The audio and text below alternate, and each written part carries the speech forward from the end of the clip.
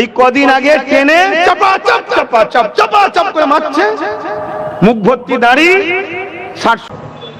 এই শুনছেন না? শুনছেন? এই অসুবিধা হচ্ছে।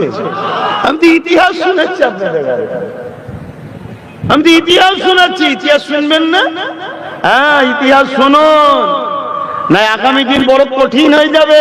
দেখলেন না এই কদিন আগে টেনে চাপাচাপ চাপাচাপ চাপাচাপ করে মারছে, মুখ ভর্তি দাড়ি, 60-70 বছর মুরব্বী বাপকে মারছে কে? একটা 18, 20, 22 বছরের হালকা বয়সের মেয়ে মারছে, চাপাং চাপাং করে মারছে। কি জন্য মারছে? নাকি আমার শরীরের বিশেষ অঙ্গের ফটো তুলছিল। আমি বছর 3 আগে বলেছিলাম, হঠাৎ করে তোকে বলবে চোর, চোর বলেই মারবে। আমার রস শুনেছেন কি জানি না, মানে এত ডিপ আর বলিনি, ইশারা ছিল এইদিকেই, কিন্তু এত ডিপ বলিনি কেন? মায়ের জাতদের নিয়ে তো বেশি খুলে বলা যায় না। কথা বুঝে আসছে তো? কিন্তু বছর 3 আগে বলেছিলাম যে হঠাৎ করে এই দোকানের সামনে দাঁড়াবি, তোকে বলবে চোর, ঘিরে ফেলে পিটতে পিটতে মারতে মারতে মারতে মারতে মেরে ফেলবে। এই যখন মেরে ফেলবে, তোর হয়ে যারা আন্দোলন করবে পুলিশ তাদেরকে ধরবে, যারা মেরেছে তাদেরকে পুলিশ ফুলের মালা দেবে। বছর 3 আগে বলেছি না বলিনি? একটু সরাসরি দেন যারা শুনেছেন, বলেছি না বলিনি?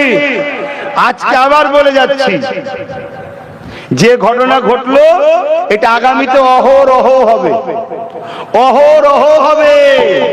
যেখানে সেখানে পিটবে, জুতো খুলে মারবে। কথা বুঝে আসছে না? নাই। এবার আব্বাস সিদ্দিকী এই বিষয়ে তুমি বক্তব্য দিওনি কেন? আমি তো বক্তব্য দিলে তোমরাই বলবে হুজুরের ছেলে কেন রাজনীতি করবে, তোমরাই তো বলবে। তা ঠেলা সামলাও, ঠেলা সামলাও। সমাজের দুর্নীতিকে মিটাতে গেলে প্রশাসনকে শক্ত হতে হয়, ঠিক না বেটি? প্রশাসন আমার কথাই চলে, যাদের হাতে রাজ ক্ষমতা তাদের কথাই চলে। তো ওই বিষয়ে কথা বলতে গেলে তো মোল্লা মলি সাহেবদের অসুবিধা হয়, কি হয় না? হয় না? তো মার খাও। এখন তো চর খেয়েছো, কাল জুতো বাড়ি খাবে। দাঁড়াও না, 80 বছর হও, 90 বছর হও, গাল পেতে দিও, মাঠটা চুপচাপ খেয়ে লিও, নাই ট্রেন থেকে ফেলে দেবে। আমার কথা ভাবে একটু খারাপ লাগবে, কাল আমার বিরুদ্ধে হয়তো অনেকে আবার বাইট দেবে, দিতে পারে। এতে আমার আগেও কোনো যায় আসে না, আজও কোনো যায় আসে না। ভেতরটা জ্বলছে, তাই বলছি। তোমরা আমার কথা তো শুনলে না, কথা বুঝে আসছে তো? যে কোন কথা বলতে গিয়ে চলে যাচ্ছি, হতভাগা আকবর। ইতিহাস শোনো। তা আকবর মুফতি মৌলানা